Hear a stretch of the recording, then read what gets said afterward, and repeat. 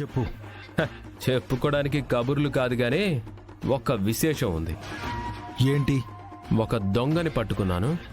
మీ ఆవిడ చేతుల మీదుగా బేడీలు వేయించడమో లేదంటే స్టేషన్కి తీసుకెళ్లడమో చేద్దామంటే కానిస్టేబుల్కి వాళ్ళకి వీళ్ళకి చెప్పమంటుంది. అలా కాదు గాని మనూరి దొంగని మనూరి పంచాయతీలో నిలబెడితే బాగుంటుందేమో. దొంగతనం చేసినట్టుగా సాక్ష్యాధారం ఏమన్నా ఉందా? అసలు దొంగే దొరికితే మళ్ళీ సాక్ష్యాధారాలంటావేంటి? అయితే తెల్లవారాక ఫోన్ చేయండి. హలో ప్రెసిడెంట్ గారు, ఫోన్ చేయటం ఉండదు. తమరే స్నానం చేసుకొని సూర్యుడి ఎండ కళ్ళల్లో పొడిచే లోపల తమరు అక్కడికి వచ్చేస్తే తీర్పు చెప్పచ్చు. అలాగే. అలాగే అంటూ ఫోన్ పెట్టేస్తారా ఏంటి? అసలు దొంగ ఎవరో ఏంటో చెప్పనివ్వరా? ఎవరు? తమరి రెండో చెల్లి అమృతవల్లి.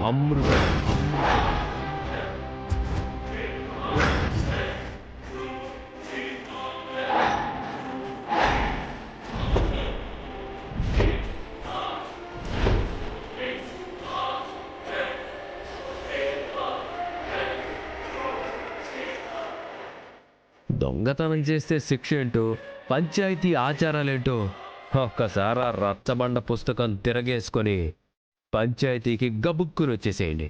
ఉంటాను.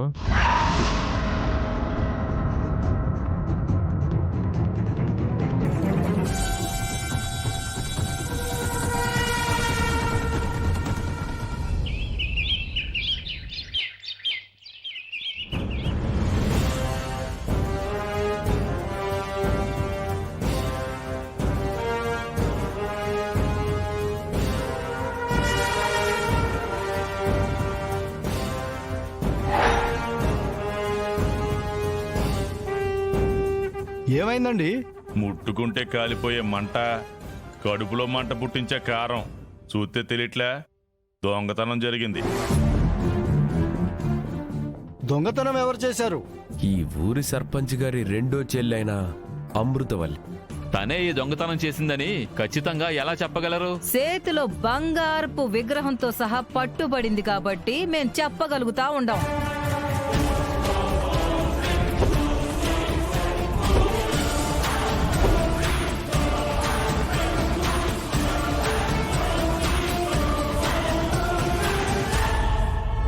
అయినా ఇదేం పంచాయతీ అయ్యా?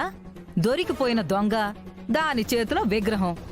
ఇక్కడ శిక్ష వేయడానికి నిప్పులు కారాలు ఉన్నా శిక్ష వేయకుండా ఇంకా ఆరాలు తీస్తా ఉండారు. ఇది పంచాయతీ.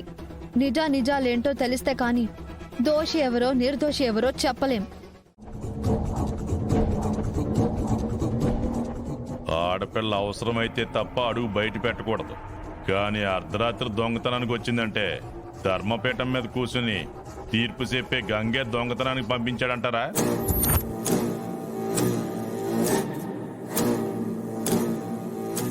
కారణం అదే అయి ఉండొచ్చు నాన్న. అందుకే గంగ నోటి నుంచి మాట కూడా రావట్లేదు. ఇప్పటికీ నా చెల్లెలు దొంగతనం చేసిందంటే నేను నమ్మను.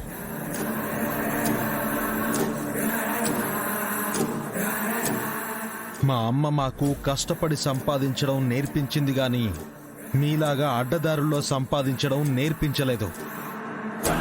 అవునన్నయ్య, అలా సంపాదించాలి అంటే అమృత దొంగతనమే చేయాల్సిన అవసరం లేదు. నీలాగా పోలీస్ డ్రెస్ లో కూడా సంపాదించొచ్చు. నువ్వు చెప్పిందే నిజం అనుకుందామమ్మా. కానీ దొంగతనానికి కాకపోతే అర్ధరాత్రి మా ఇంటికి ఎందుకు వచ్చిందంట?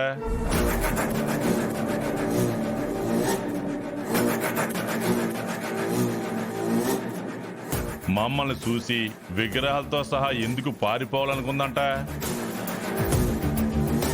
అమ్మా అమృత, అడుగుతున్నారు కదా, దానికి నువ్వు సమాధానం చెప్పాలి. అన్నయ్య, అది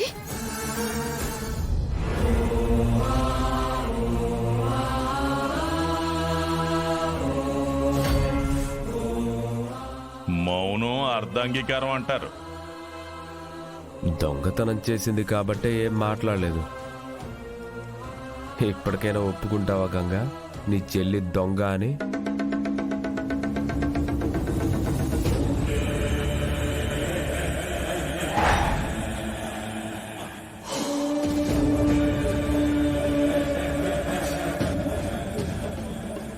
అమృత ఇలాంటి పని చేయడం ఏంటి? పంచాయతీలో తీర్పు చెప్పాల్సిన వాడు కూడా మౌనంగా ఉండిపోయాడు. అంటే చెల్లెలు చేసిన దొంగతనాన్ని ఒప్పుకున్నట్టే.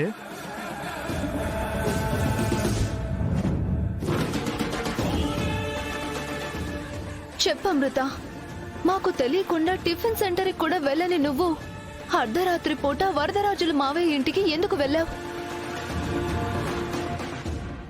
నువ్వు మావయ్య వాళ్ళ ఇంట్లో దొంగతనం చేయాల్సిన కర్మ నీకేం పట్టింది? నీ వల్ల అన్నయ్యకి తలదించుకోవాల్సిన పరిస్థితి వచ్చింది. నువ్వెందుకు వెళ్ళావో, విగ్రహాలు తీసుకోవాల్సిన అవసరం ఏమొచ్చిందో చెప్పక్కా.